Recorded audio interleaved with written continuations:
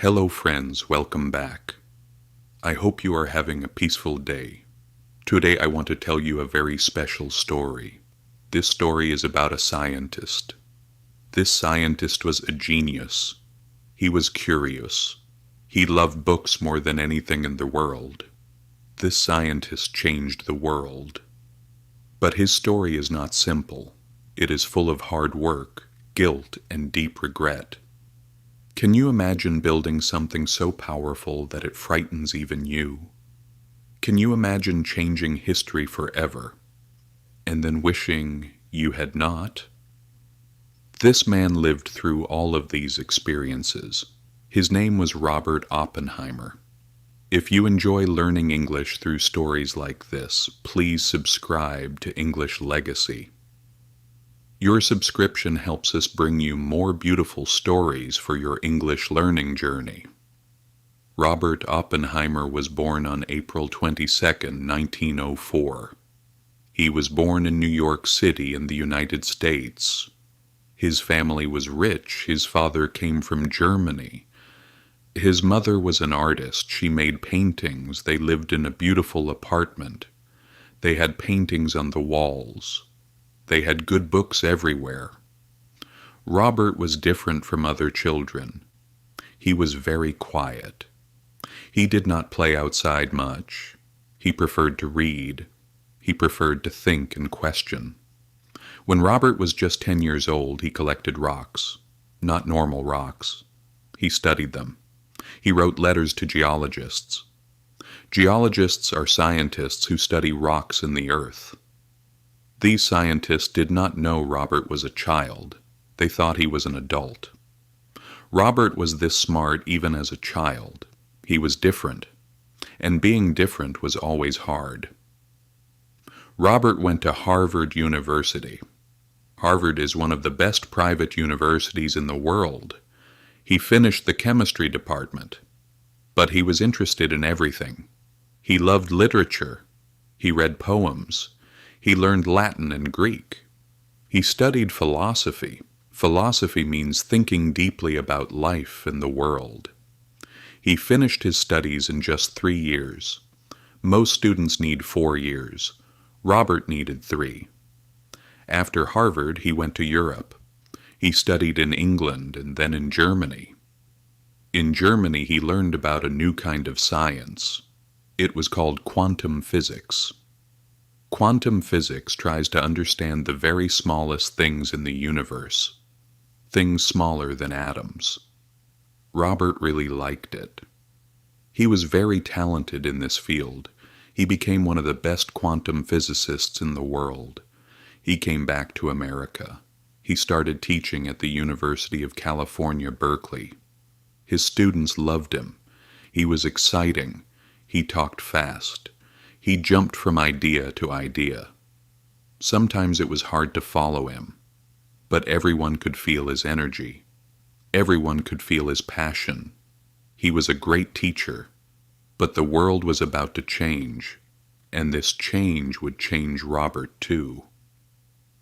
In the 1930s, something dark was growing in Europe. Adolf Hitler came to power in Germany. Hitler did not like Jewish people. He was dangerous and cruel. Many scientists escaped from Europe. They came to America. They brought their knowledge with them. All of this knowledge started coming to America. These scientists had a fear. They were afraid that Hitler's scientists were building a new kind of bomb. Not a normal bomb. A bomb using the power inside atoms. An atomic bomb. This bomb could destroy an entire city in 1 second. If Hitler had this bomb, he would not hesitate to use it. In 1939, the Second World War began. America was not in the war yet, but the fear was growing. Then, in 1941, Japan attacked America. America entered the war. Now everything was urgent. Urgent means very important and fast. The American government made a decision. They would build the atomic bomb before Hitler did. They had to do this. They started a secret project. It had a secret name. They called it the Manhattan Project. They needed the best scientists in America. They needed a leader, someone brilliant, someone who could bring hundreds of scientists together, someone who could work fast. They chose Robert Oppenheimer. This was the moment that changed Robert's life forever. Nothing would ever be the same again. Oppenheimer became the leader of the Manhattan Project. They started building a laboratory, a place where scientists could work comfortably. But it had to be secret. Nobody could know about it. He chose a place in New Mexico, a quiet place in the desert. It was called Los Alamos. There was nothing there, just rocks, sky, and wind. They built a whole town, houses, offices, laboratories. Scientists came with their families. Children went to school there, but it was all secret. The address did not exist officially. Letters came to a post office box with no name. People could not tell their families where they were living. Robert worked 18 hours a day. He was everywhere. He talked to physicists. He talked to engineers. He solved problems. He made decisions. He kept people motivated. Motivated means feeling strong and ready to work. People who worked with him said he was incredibly hard-working. He understood every part of the project: chemistry, physics, engineering, mathematics. He understood it all. But inside, Robert had questions, dark questions. What are we building? What will happen when we use it? Will people die? He pushed these questions away. He kept working. There was a war. There was no time to stop. Fear pushed him to work harder. On July 16, 1945, everything was ready. The scientists drove into the desert before sunrise. It was 5:29 in the morning. It was dark and quiet. They lay on the ground. They wore dark glasses. They waited. Then they tested the bomb. There was a flash of light. It was brighter than the sun. Then a huge explosion, a ball of fire rose into the sky. It grew and grew. It became a giant cloud in the shape of a mushroom. People 90 kilometers away saw the light. The test was successful. Robert and his team had succeeded in making the bomb. 3 weeks later, on August 6, 1945, the United States dropped an atomic bomb on the Japanese city of Hiroshima. The effects of this bomb would last for many years. At first, 70,000 people lost their lives. Buildings disappeared. The city burned completely. 3 days later, a second bomb was dropped on the city of Nagasaki. Another 40,000 people died immediately. Many more lost their lives in the weeks and months after. Japan was forced to surrender. The war ended. Many people celebrated. The war was over. Soldiers could go home. Families could be together again. But Robert was not happy. The war was over, but he felt regret. After the war, Robert became famous. His face was on the cover of magazines. People called him the father of the atomic bomb. The government gave him awards. Universities invited him to speak. Everyone respected him. But Robert was not happy. He started making warnings about nuclear weapons. He said the world needed to be careful. He said if a nuclear war started, it would be the end of the world. Some powerful people in the government did not like this. Some people said Robert was dangerous. They said he was not loyal to America. They said he worked together with the Soviet Union.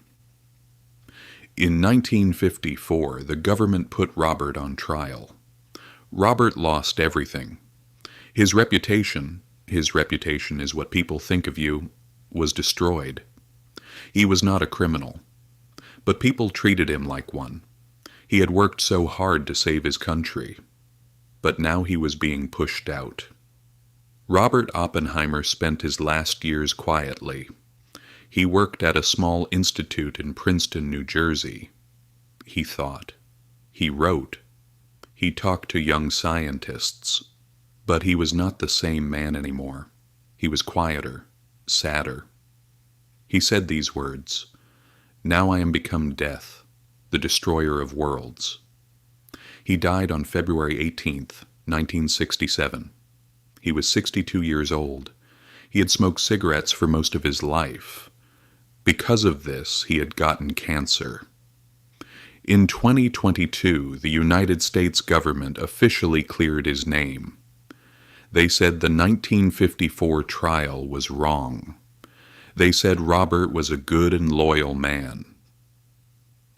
Robert was one of the smartest people in history.